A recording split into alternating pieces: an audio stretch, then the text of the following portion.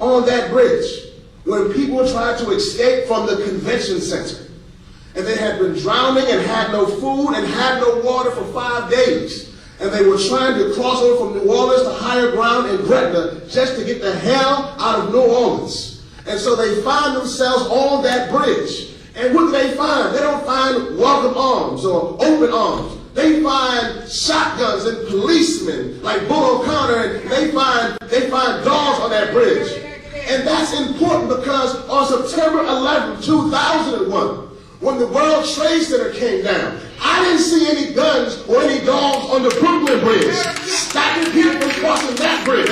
So why were there people on that bridge stopping people from coming over? First thing. Then on top of that, on December, one of these banners here, then they started to evict people from their hotels in time for Mardi Gras. Now the storm happened in late August, but here we are in November and December, and they're putting the people on the streets. Can you imagine that? Putting people homeless. FEMA. Now I must be honest that I'm kind of sick and tired of FEMA. I've been going around saying I don't need a FEMA, I need a PEMA. I need a People's Emergency Management Agency. So the next time this goes down, we can come together and make some things happen. But so we're outside FEMA protesting in December. And they're evicting. And then they're out there in March protesting this government. But we should not be surprised. Because as the system failed, the movement regroups. So let me just quickly say some of the things that are going on and then allow for those what needs to happen. Because I have to go back to protesting. So while we're here at Take Back America, I hope you will join me out at FEMA at 500 C Street after this panel. Because if all we're doing is talking about America and not working to take back America, then we should change the name of this conference to the Talking About America and not the Take Back America conference. So let me just say these things here and be quite clear that when the storm hit, let me also just give you this so you can know that this is, people have asked me, because hip-hop and Kanye, is it a race thing or a black thing? Let me just say this, on April 1865. It's important to know that in 1864 that even though people say people of color weren't that smart or slaves or whatever, that the New Orleans Tribune, a black newspaper, the first black daily paper started in 1864 before slavery could end, and it was fighting for justice and equal rights and housing. It was published in French and in English in 1864. But President Lincoln makes this statement in 1865. Well, what can we do with the Negroes after they are free? I can hardly believe that the South and the North can live in peace unless we get rid of the Negroes. Certainly they cannot if we don't get rid of the Negroes who we have armed and disciplined and who have fought with us to the amount, I believe, of some 150,000 men. I believe it would be better to support them or to some fertile country with a good climate, which they could have to themselves. And he's talking to General Benjamin Butler in New Orleans. You have been a staunch friend of the race of these black people since you first advised me to enlist them in New Orleans. What then are our difficulties in sending the blacks away? I close with this, and I take my seat. I need you. I don't need a Democrat. I don't need a Republican Congress. I need a human Congress. My people are dying in the street. Front. If we don't do it, then this conference is just that, a conference.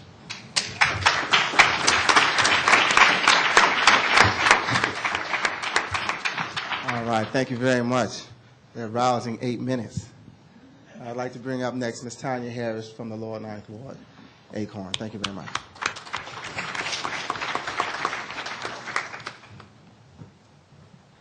Good afternoon. I am Tanya Harris. I think that's been said.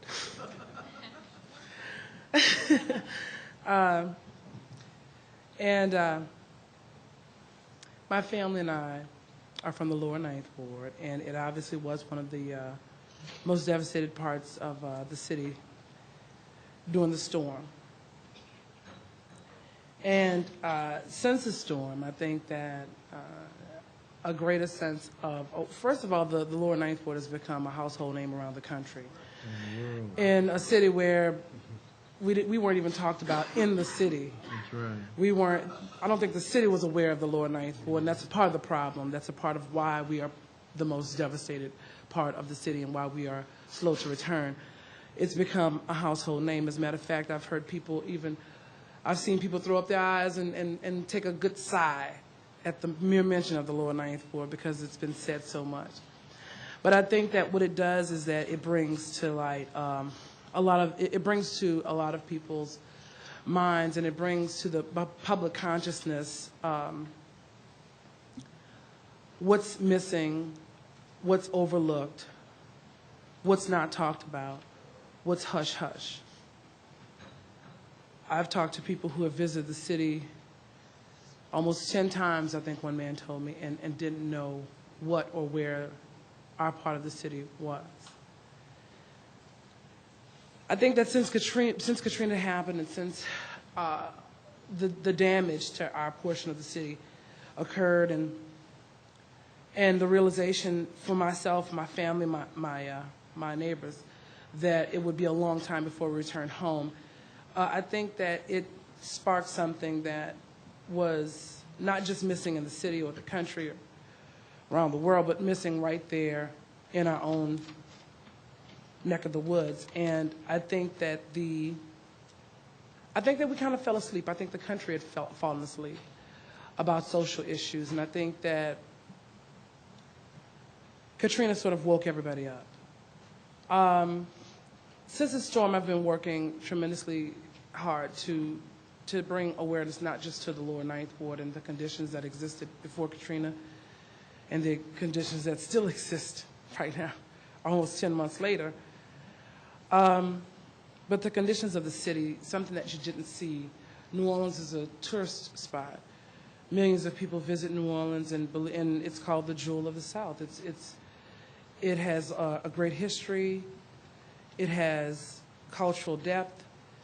It has so many things. It is so many things to so many people, but for most people, they didn't really get what New Orleans actually was, but now they do.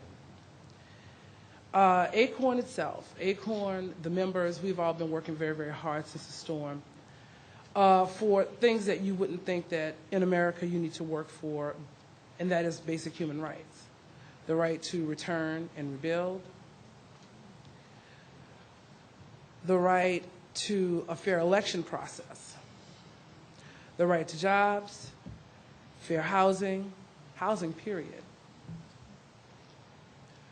It's been a great, great struggle just to return to my home. It took months just to go back and see what I actually had left, what we all actually had left. And right now, we're still in the midst of a struggle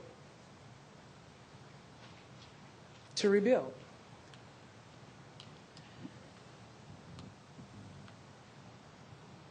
I think that when I was invited to come to the Take Back America conference, I said, okay, take back America. I'm busy trying to take back the lower nine.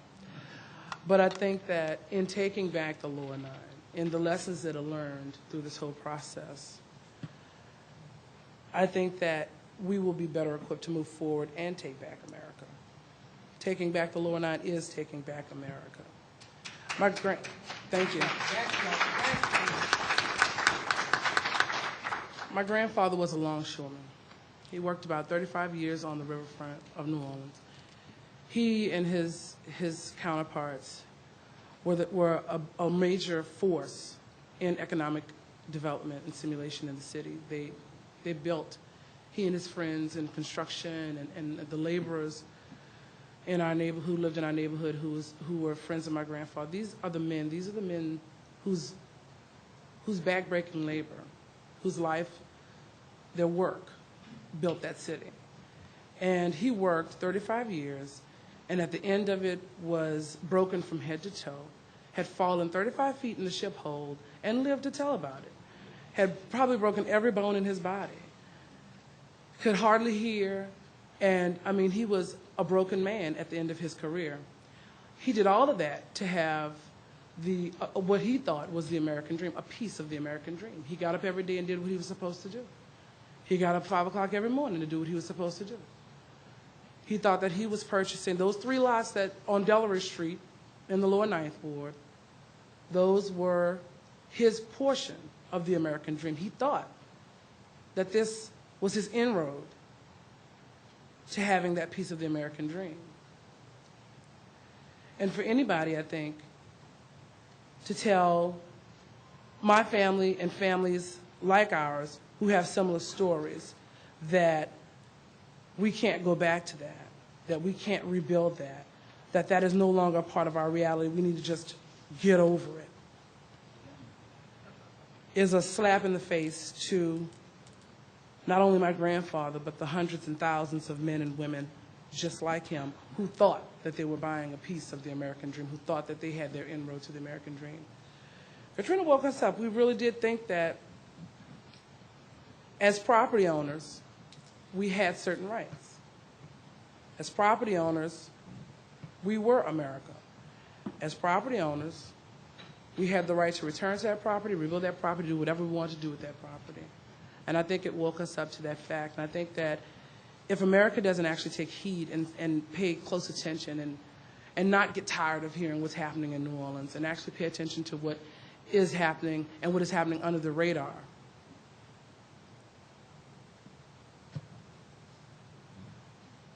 then we won't be able to take back America. Thank you.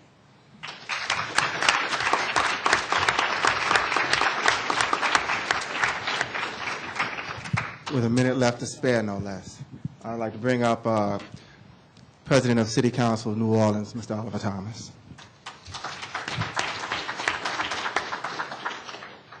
First of all, let me thank the organizers of this conference, the organizer of this panel, Pastor Tanya, Mr. Claus. What is America to me? It's 2 all beef patties, special sauce, lettuce, cheese, pickles, onions on a sesame seed bun. And I'm not hungry. But it's sloganism. It's market forces, it's images. They dictate how we think, what we wear, how we look. And it's good to see the hip-hop movement. I always knew they were hip, but now I know how they hop. And that's real, because they're always hip, but they wasn't hopping for education. They're always hip, they wasn't hopping for poverty. They were always hip, they wasn't hopping against abuse and demeaning of women. But Pastor, let me say that young people like y'all hip and y'all hopping the right way now. So it's good to see you. Absolutely, give them a hand for that. We don't just want you to be hip, we want you to hop in the right direction. Well, we're all survivors. I mean, if you could sense or feel Tanya, you can understand the pain. This isn't something we get through. This is something we go through every day. But let me say this. In New Orleans, we're the greatest collection of survivors in the history of the civilized world. Because we know what it's like to be neglected. I grew up in the lower 9, and as a kid, I was trained to say I'm from the lower 9, and I don't mind what, Tanya? I don't mind dying. That's how warped, Pastor, that's how warped it was. And I got all the scars to prove it. So our #1 slogan was that, I'm from the lower 9 and I don't, they were already preparing us for what our future would be. But I'm glad I changed my mind about that piece. Graduate of the public school system, attended University of Wisconsin, graduate college of Santa Fe, executive program at the Kennedy School, Aspen's International Institute, Loyola Institute on Politics. So I've learned and read a lot, but I've never seen the kind of neglect that I saw during this disaster. Nothing in my educational background or professional background prepared me for this level of neglect. And let me say this, I'm not one of those, I've never been a conspiracy theorist, but it's hard for all the incompetent people to have all the jobs at the same time. That's a difficult That's a difficult thing to do by happenstance. It's extremely difficult.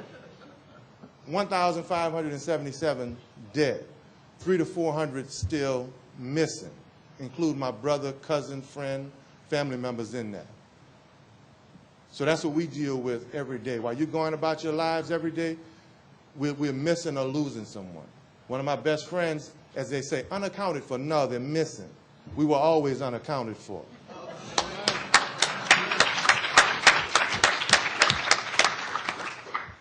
Five o'clock in the morning, 10 buses, 10 busloads of people who were put on buses to nowhere. We were trying to find food and water in the shower for them.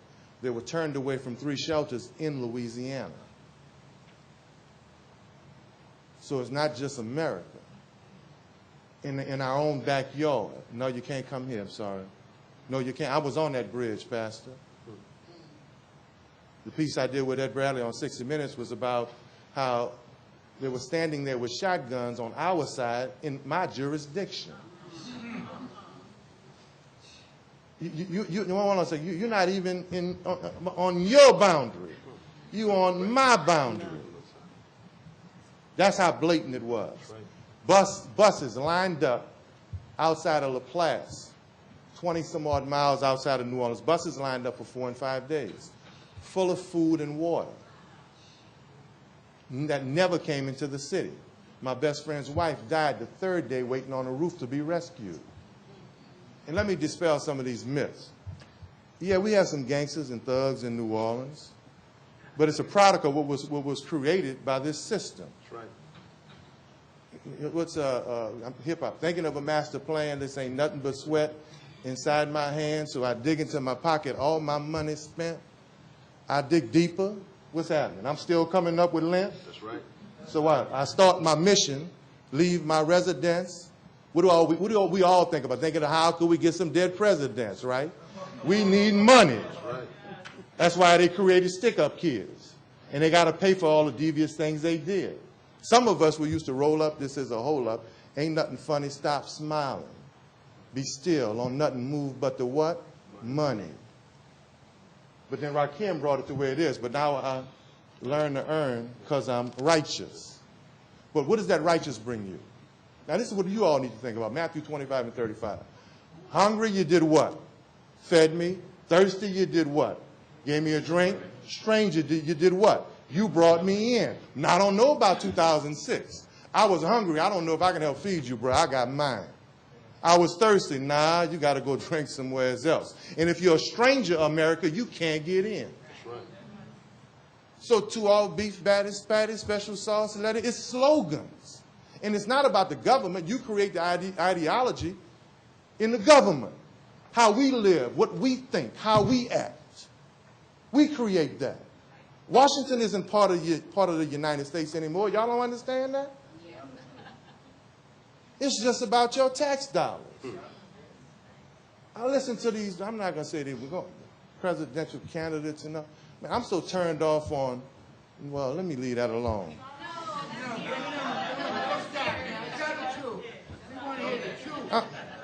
FEMA, man, what? You know, in New Orleans, we say FEMA is fix everything, my. That's what we say. But Washington is another country. They treat us like we're from this country because they treat other countries better. Well, it all depends on where you come from. So it's really not about them. It's about us. When are we going to challenge our own leaders to be closer to us? That's right.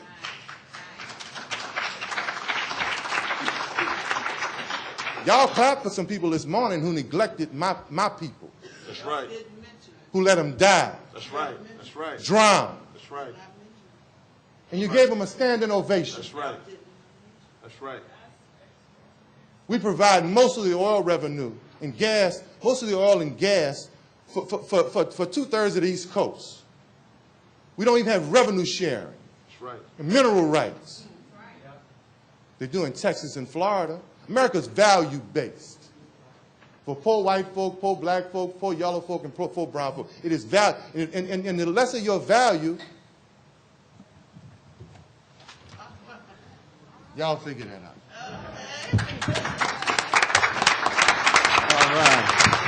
from an elected official, no less.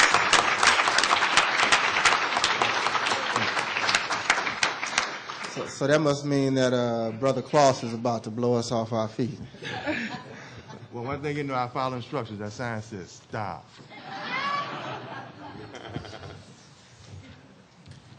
Well, there's a lot of different things that I know or could try to say about New Orleans, but one thing that I do know is that I can not ever possibly try to match the poetry that we've already seen so far in these presentations this morning. I want to, again, give props to our speakers on the panel today.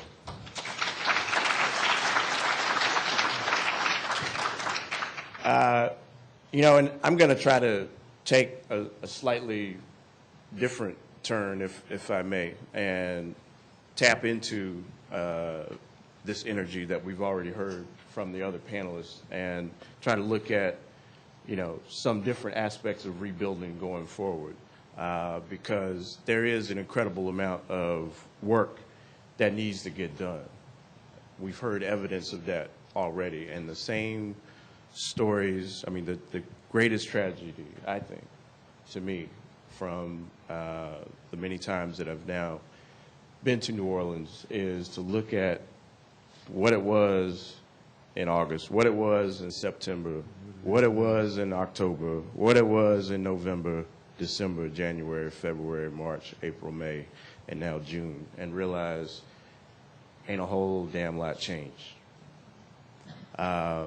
And that's, you know, I think where Brother Thomas was really leaving off. Here we are, all this time later, and really not a whole lot has changed at all. So I want to basically go through a quick synopsis of where I think some efforts are in terms of rebuilding. And I'm going to put it in really 3 different categories. The first is everybody was doing anything.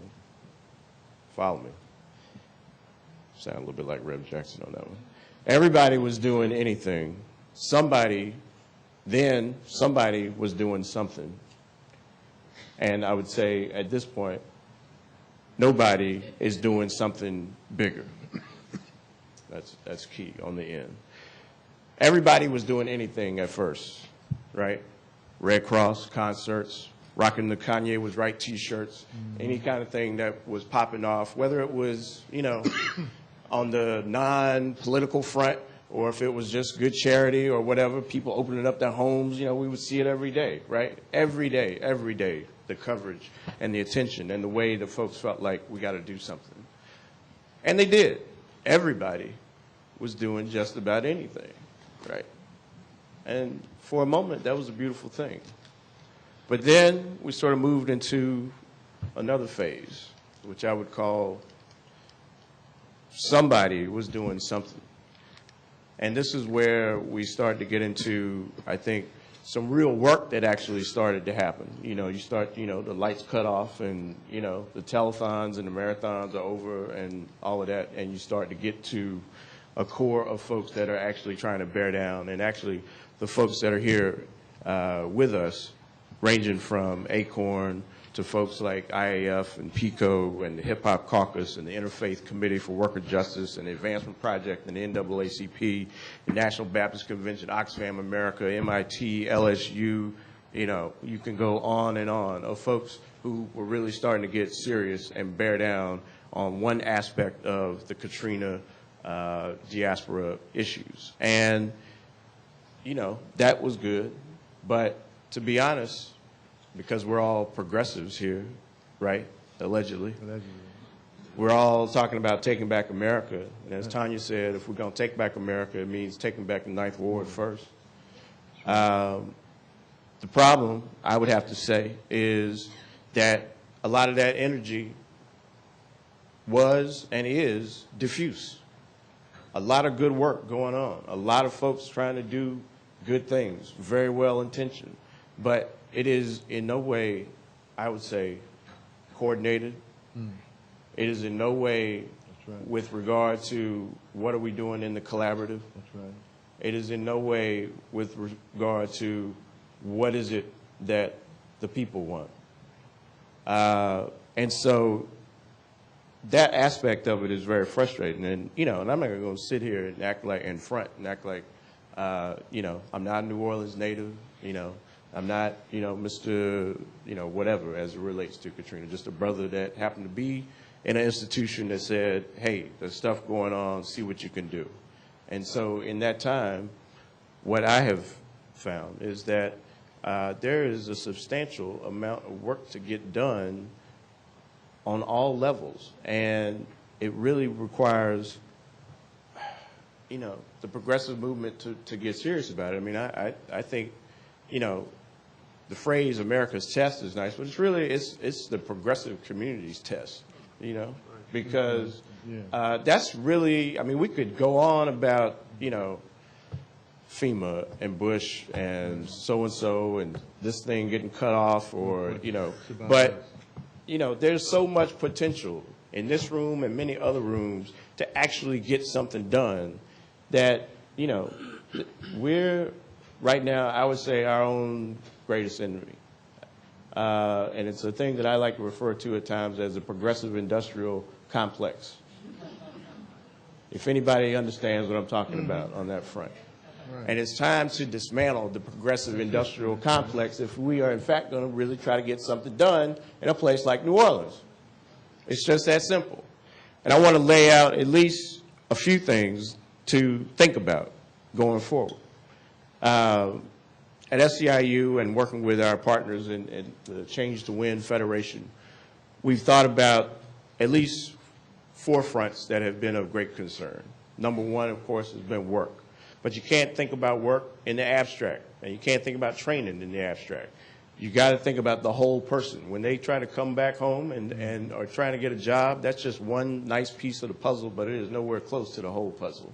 You got to also think about housing. You got to think about legal rights. You got to think about, you know, their electoral rights and education. And where's my, you know, I mean, simple things like where's the grocery store and is there a bus for me to get to it? Are questions that are very hard to answer for someone who is really trying to return, even for those with the, you know, mightiest, you know, interest in wanting to do so. So we tried to take a look at a lot of those pieces and talking with different folks, ranging from Oliver Thomas to coalition partners. And at this point have at least tried to take one step. And that simple step is this, which is to create a worker resource center. Opportunities there for that. And it's, you know, I'll give you the address, 3500 Canal Street, all right? And if, I don't know, I started at the beginning of this to do 2 questions, which is to ask people how bad do they think it is and how tragic do they think it is, and they would everybody would raise their hands. And then I was going to ask the second question, which was how many people have actually been to New Orleans? And my guess is it's probably not as many as we would hope. But come to, you know, the things that are trying to happen with the center. Connect with the folks that are actually trying to do some of this work. That's the number one thing, I would say. Go there, number one. Go there. Connect up with folks. You know, don't go there, don't, you know, going for the Mardi Gras beads and the jazz fest and all that. Not to disrespect that, because that's important, you know, in a certain kind of way. But, I mean, you know, there's some other things that need, you know, to be done than just messing with that. Second, something everybody in this room can do if they are really serious about helping New Orleans is to contact the folks in your city or town that are part of the diaspora and figure out what you can do to help them to return. Continue to help them. I cannot stress that enough. If you look at any map that's been done recently about the Katrina diaspora, you'll see it goes all the way from Seattle to Michigan to Maine, you know, and then, of course, all the areas along the Gulf Coast. But there is someone in your town that is from New Orleans, and they just got there in the last 9 months. The last thing I would say, and this will seem a little strange, and I'll be glad to answer more questions about this worker center later on, is to subscribe to the Times-Picayune. Not because I necessarily agree with all their editorial positions. But I cannot think of one thing that would be a constant daily reminder that we all need on a regular basis about just how rough things are, how discombobulated things are, and how the progressive movement has perhaps the greatest opportunity to really show this country what is possible, what it is that we can do to lift folks out of poverty, to return folks to their level of empowerment that they need. And quite honestly, I have to say it, to, for once and for all, try to do something in the words of the newly re-elected mayor, you know, to keep it a chocolate city. Tape's rolling, so, you know, I guess I'll get fired from SEIU for saying that. But, you know, for real, there is something that is very genuine and honest in that statement. But if you do those simple three things, you know, go there, work with folks in your city or town that are part of the diaspora, and get a subscription so you have a daily mirror in your face every day about what is going on that will consciously make you want to do something. I think we will be much further down the road and can really get something done and not be about, you know, just doing anything and not be about just doing something, but really being about doing something bigger. Thank you.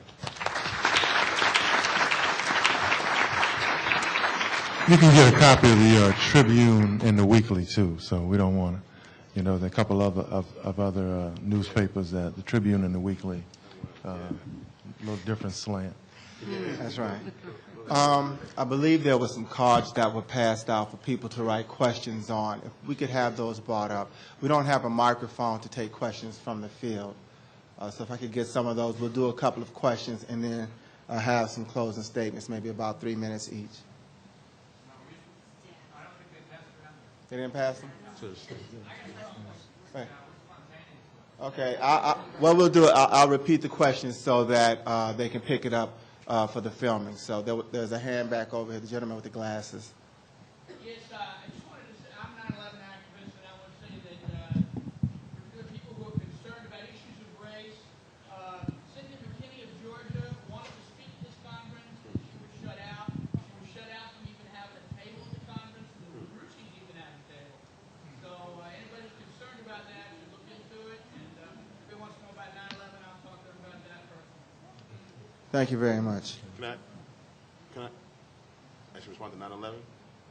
Yeah, you can respond to 9/11 if we can wrap it up within the context of what I think it's important when you mentioned 9/11, it's important that the bill that we're trying to get passed now, the comprehensive bill, which was passed, the one that was passed for the survivors of 9/11, has not been passed. And I think your point is right. I just want to make this other observation that you mentioned 9/11.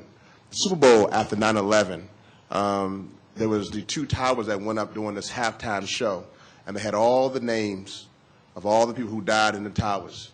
And then after that, Super Bowl this year, there was hardly a mention about the Katrina survivors. And to this date, they still will not release the names. And so that shows you how people are being treated and looked upon, the difference between 9/11 and Katrina. I'm going to say again, 1,577 dead, several hundred still missing. We were told during search and rescue there wasn't anyone to pick up the bodies tied to the lampposts. We saw several bodies in the same place for 3 weeks.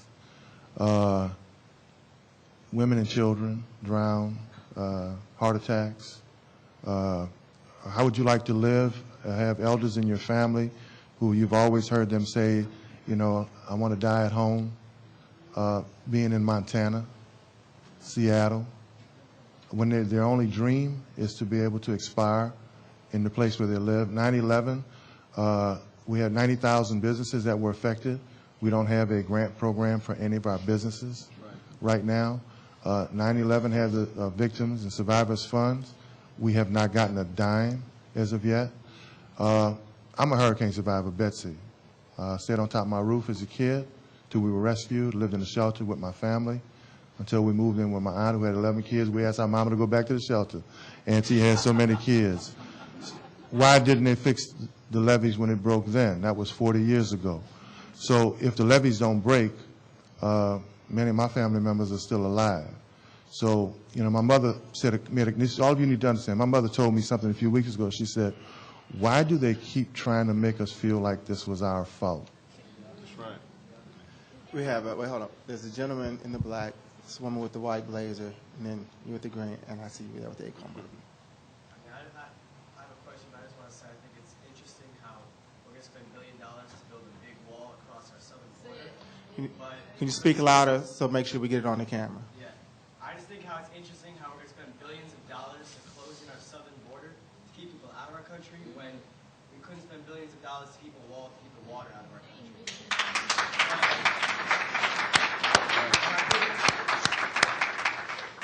My bigger question is also, you said people in your local area. I'm from New York City, and so I don't particularly know where someone could just be with their family chilling in an apartment, and I don't know where to find them. So, like, I'm very active, and I want to know if there's organizations. Yeah, FEMA has a list of, and Tanya and ACORN groups that could connect you easily. Go ahead. Yeah, I was just about to say, ACORN actually, it hasn't just been about gloom and doom. We've been hard at work.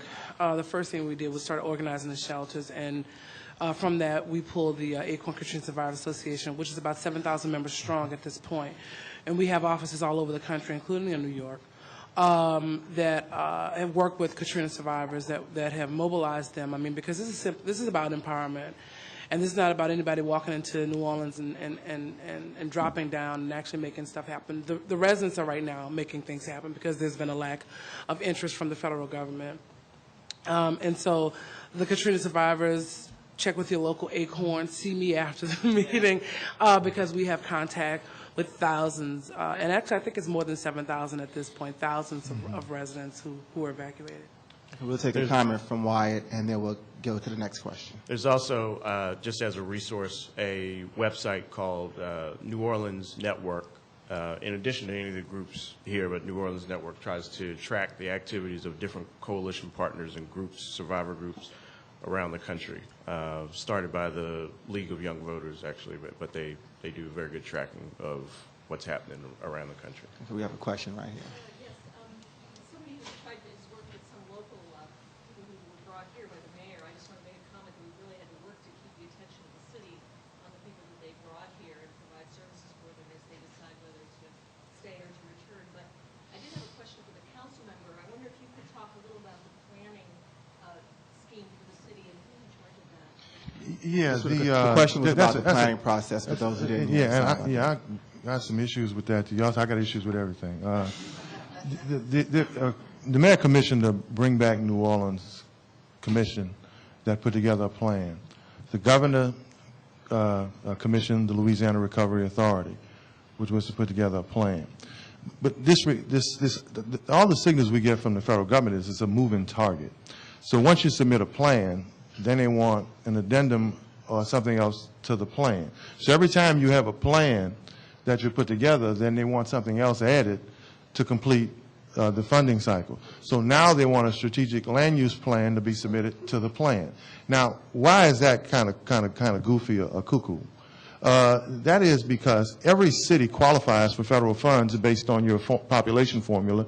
Anyway, under CBDG, under transportation funds, under housing funds, you automatically qualify. So if the Congress really wanted to help us, just fund us a little more under what we qualify for anyway. Anyway, no one can dispute the fact that we need money, right? And the only funds we've gotten to date is a $120 million loan from FEMA, borrow money, loan, and a loan from $150 million loan from banks. So now I'm a city, you automatically qualify for funding. So if you really wanted to help me, just increase my funding under the areas where I qualify. So that whole planning thing is important because what you're hearing about, corruption. Well, who's more corrupt than Washington? Okay, then you hear about, they don't have a plan. Well, okay, I gave you a plan. Okay, so why does it keep changing? We have, this gentleman was next in line. This is actually going to have to be the last question because we said they can get 3 minutes to wrap up each. and then we'll close. I just want to remind everybody that when it's over, if you have further questions for our panelists, if you could speak to them in the hallway, because they're going to need to clean this room up so that the next session can start on time. Sir. I have a question sort of based on an observation. I don't think that these powers in Washington that love their powers dislike you. I think they just don't care about you. That's why I said the term value-based. Yeah. And Value. I think what it is that they could use the World Trade Center because they can engender fear. And with fear, they can get their programs with their special interest through. There's nothing more about fear that can generate view. But so my question out of that is it possible that the city should say, you know, the people that get the most attention are the people that say it straight, and to say, why don't we create ways that here's what we're going to do to get the people back into their homes? Washington, do it. I mean, you've been inundated with water first, and since then you've been inundated with bullshit. Well, if we had more electoral votes, we would have gotten more attention. That's a fact. That's a fact. And there's some of us who advocate. I've advocated that on every international network, newspaper. You know, I think that our government and our local government is lacking. We ought to take every nickel we have, spend it, and go sit on the steps of Congress.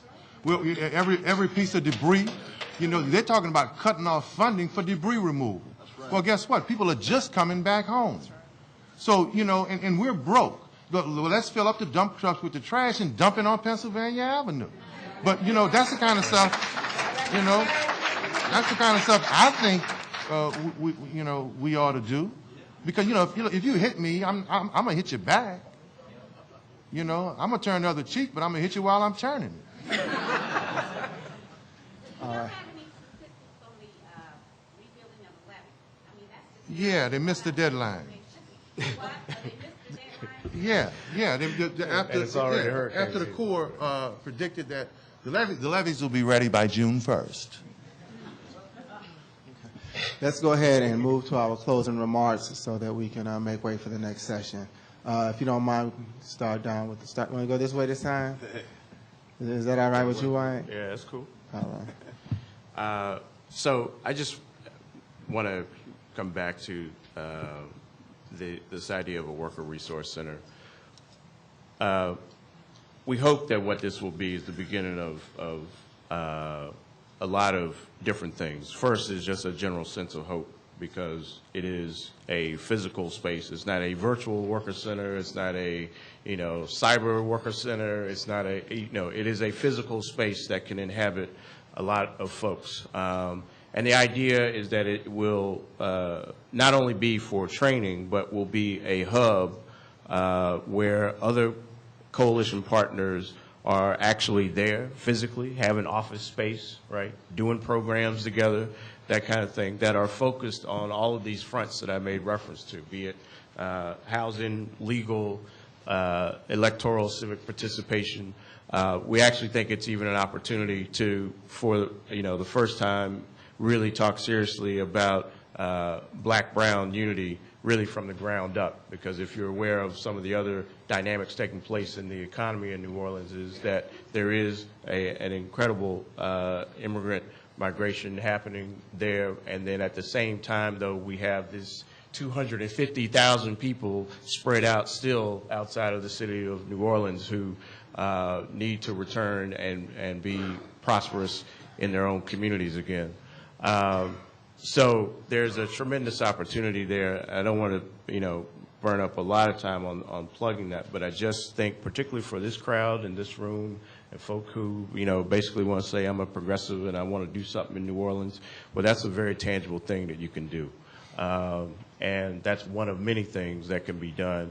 And I still say, picking up just where Alva left off earlier and Rev, we have to be thinking about doing something bigger. I mean, I'm glad about our worker center thing, to be honest with you, because it is tangible, But the idea of dropping debris on Congress, makes sense to me. Reverend Sekou, young brother who's talked about, the idea of a tent city, on the occasion of the 1-year anniversary. There are folks even in a more, abstract way that are talking about, regional equity and sort of how does the community and the neighborhood associations hold, the government accountable, to a responsible economic development plan. I mean, all of these things are, big, and they're more than just like doing a rally or a press conference or something. They require sustained, focused, collaborative attention over a long, long period of time.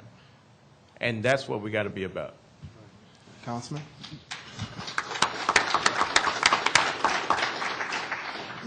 Let me say, if anyone has any doubts, we're going to survive. That's because that's what we do. We've been bombed up and beat up and blown out and forgotten before. This isn't the first hurricane that we've experienced. We experienced hurricane poverty, hurricane illiteracy, hurricane subemployment, hurricane criminal justice system, hurricane racism, hurricane sexism. We experience those hurricanes every day.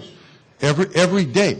So we survive those hurricanes. We'll survive nature's hurricane. But the test is, what will the survival be like?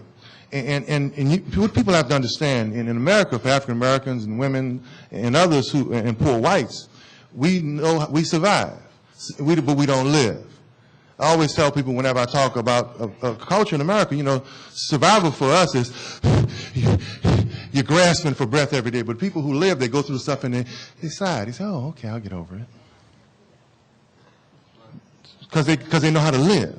So survival for them is temporary.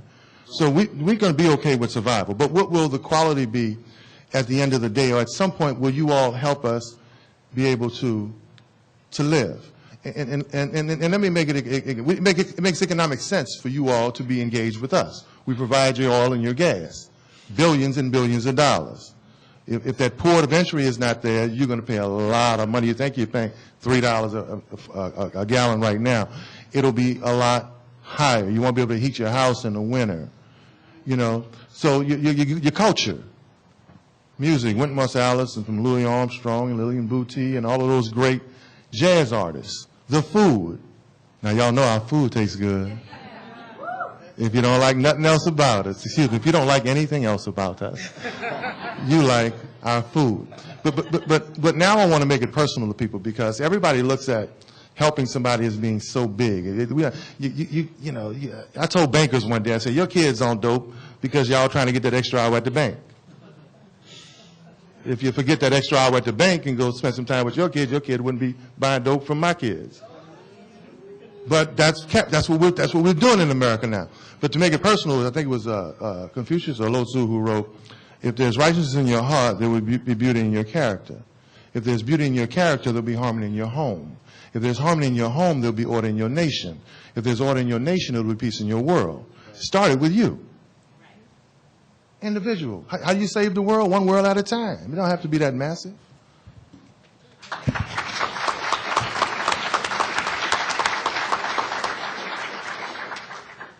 It's a hard act to follow.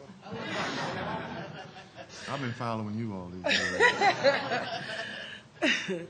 I just want to close in saying that, since this whole process began, we realized that survival was something that we would have to do, and I think that most of us didn't realize, I think even in the throes of what we were going through, that we would have to survive even harder. We have to scratch even harder to make this work. And since we've been, ACORN has gutted, over 1,400 houses. We've been doing our own, you talk about planning process, we're doing our own planning process.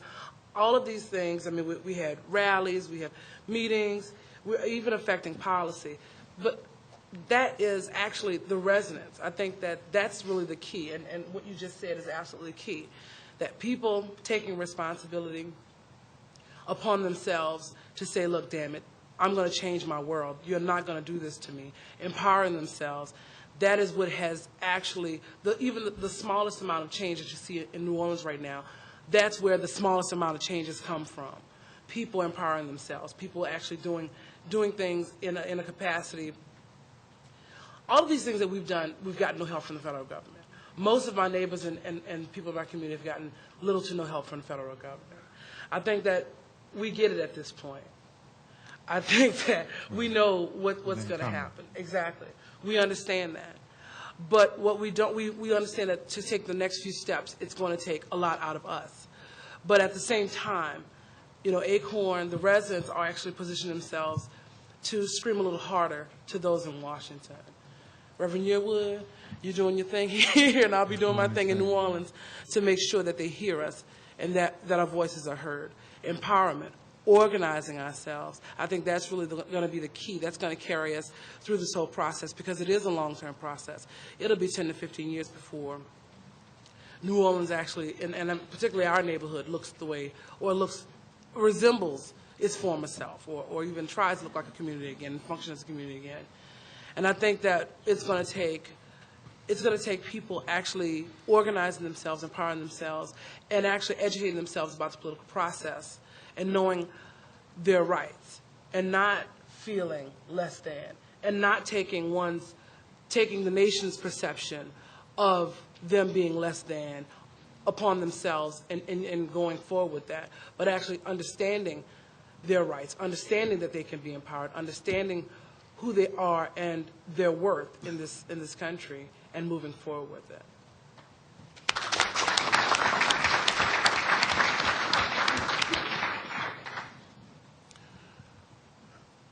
So since this country began, Africans and African Americans, since they came to here in the Great Ma'afa through the slave trade, have been fighting for freedom.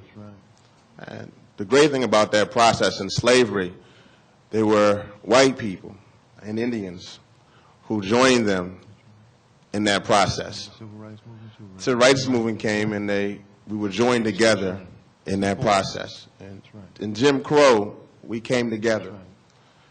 Through Hurricane Katrina and Hurricane George, we were joined together. So I'm going to end with this. We will survive. We have won every battle. We've come together. When they tried to deny people the right to vote, we came together as a progressive movement, and we did it.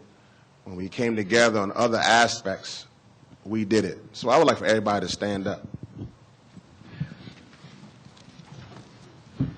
And I don't care if you're theist, atheist, pagan, Buddhist, Muslim, Christian, Jehovah's Witness.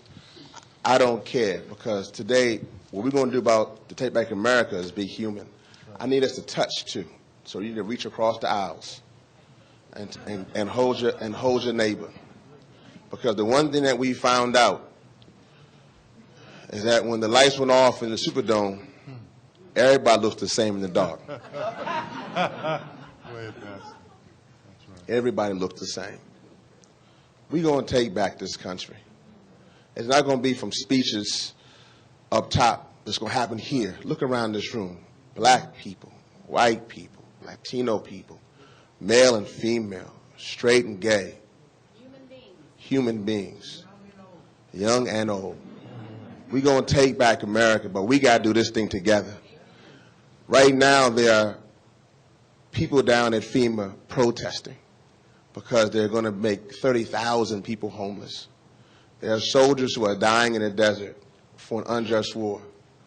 We need whatever you got right now to take back this country. Let us pray.